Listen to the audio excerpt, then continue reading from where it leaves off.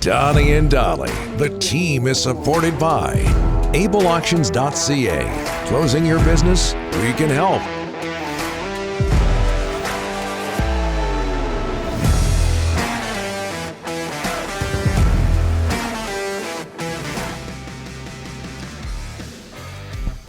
All of our guests today, sponsored by Passant Motors. That includes John Shannon standing by. May Day. It's May Days at Passant Motors. Purchase a vehicle in the month of May and choose one of 3 great promotional options. May Days only at Passant Motors. Learn more at basantmotors.com as we bring in John Shannon, NHL analyst and co-host of the Bob McCown podcast. How are you, sir? I'm great today, boys. How are you? Good. Very well. Very well.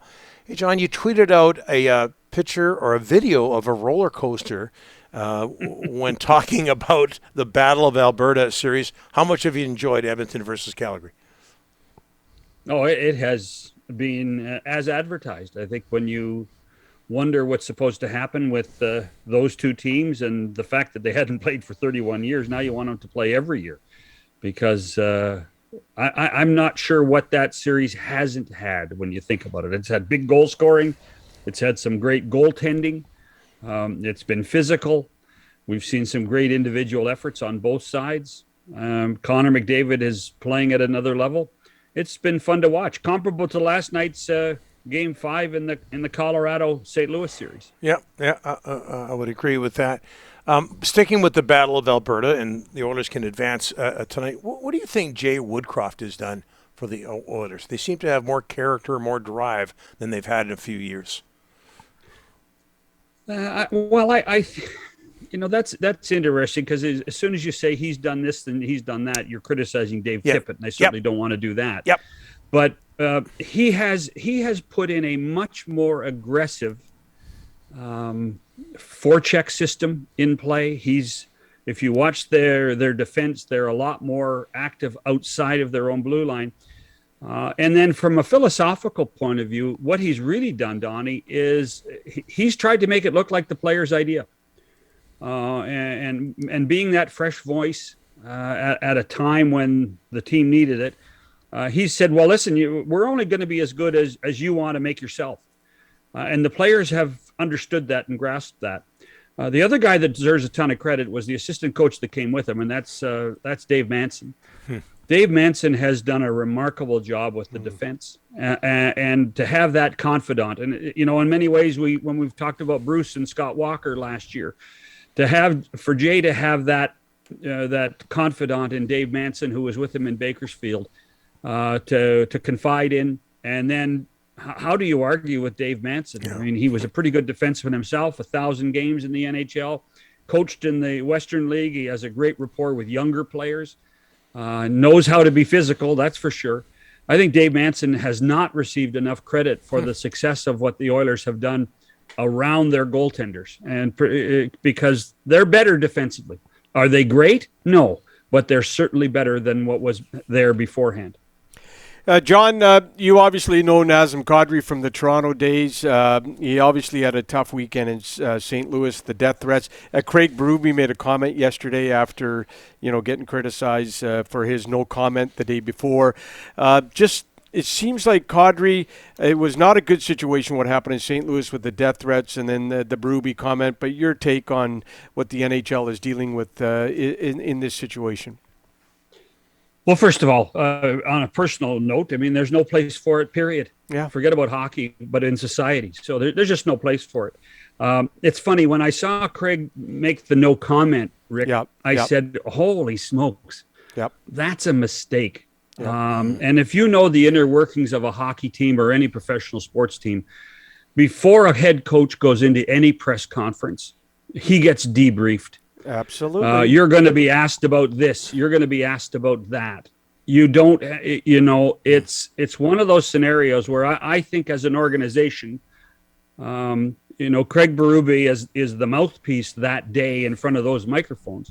But that was an organizational mistake by the St. Louis Blues. From owner Tom Stillman, Doug Armstrong, to everybody, that was a mistake. All Craig Berube had to say was, there's no place for it in our game. That's all he had to say. Yep. And the fact that he came and said, well, I didn't know about it, that means he wasn't briefed well enough. That means he didn't have that conversation with the PR staff or someone within the organization saying, hey, this is what's happening out there in the real world. You better be prepared for this question. The best PR guys in the National Hockey League, they prepare their coaches for every answer. And that to me was an organizational mistake that Berube had to face the music on. And I'm glad he said what he said yesterday, but for me, for that 48 hours, I was very disappointed. John, I want to talk to you about Evander Kane. I know we all know the issues off the ice, but on the ice, this guy, you cannot deny, and our job is to watch what he's happening on the ice. He's given his agent a lot of ammunition here heading into the offseason. I'm going to guess there's going to be a ton of teams after him, and if he hits the UFA market. But are you surprised he's doing as well as he has done in Edmonton since he got there? Well, I think we have to be surprised. I don't think anybody predicted that the numbers would be where they were. I don't think anybody predicted that he was going to lead the National Hockey League in goal scoring in the Stanley Cup playoffs. Was he going to be a factor? Sure, he was going to be a factor, but he wasn't supposed to be the number one goal scorer. What he was supposed to be was a top six forward. He was supposed to provide a little bit more protection's not the right word, but a little more toughness to those top six. He was supposed to have some finish. Well, he's had all of that. And perhaps in the end, Rick, we didn't pay attention enough to what he did in San Jose on the ice to know what he was as a player, because we were distracted so much by the off the ice stuff, which hopefully can be, remedied, which hopefully can be addressed at some point. He's been a model citizen. His press conferences with the Edmonton media have been very good. There hasn't been really any chippiness that way, or a chip on his shoulder when he's talking to the media. He's been approachable, and his action on the ice speaks for itself. That still does, as a free agent this summer, I still think as a manager you're going to have to dig deeper. And the other thing that you mentioned, agent, he changed agents. Dan Milstein might deserve a little bit of credit here for a reality check on Evander Kane. For sure. I think that's an important part of what we see with Kane, is that people are now being, I think, honest with him. And that's not to say the Newport guys weren't honest with him. But when you have your world fall apart on you, you start listening when that occurs. And the Newport guys, Craig Oster was a good agent, is a solid agent. Very good Milstein agent. Milstein seems to have his ear, and he seems to be acting responsibly for the team and for himself right now. I always ask you a TV question. You are Mr. Television, so many years with Hockey Night in Canada and Sportsnet. But we asked you about TV ratings in the U.S. last week on ESPN and TNT. But a different angle came out on the weekend, John, in that the Edmonton-Calgary series, that game on Sunday, I believe it was Game 3 on ESPN, well over 1 million viewers for two Canadian teams. What does that tell you? Mm-hmm. It tells you that Connor McDavid crosses borders. I think that that Americans understand superstars, and this goes to the ability of ESPN to do one of the key elements that it was supposed to do, and that was promote. And that's really important. Putting it in perspective, guys. A million in the United States, we were probably at 2.3, 2.4 million in our country still. Watching that game. It also helped, and people in Vancouver understand this as much as anybody. It also helped that the game started at a rational hour. We've been watching games start at 9:30 Eastern time in the Calgary Edmonton series. Well, that game started at 8 Eastern time, and that gave and the next day in our country was a holiday, so that gave people an opportunity to watch at a decent hour, as opposed to like tonight. 9:30 Eastern time start. That's late for 2/3 of the audience on the continent, and that's always going to be an issue. The Maple Leafs would have been over 4 million. Yeah. Edmonton, Calgary, 2.5.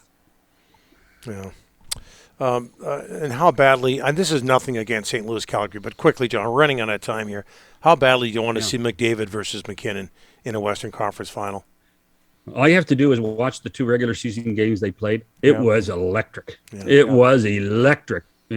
Colorado won in a shootout in one, and I think, if memory serves me, Edmonton won in Denver. It was unbelievable hockey. Outstanding as always, John. Thanks so much.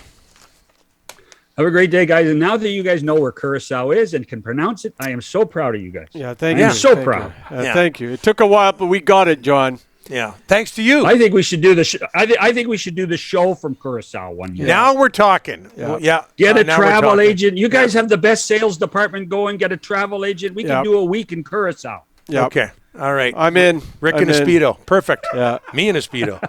Thanks, John. Maybe not if there's a Speedo involved. Speedo days are over. Yeah.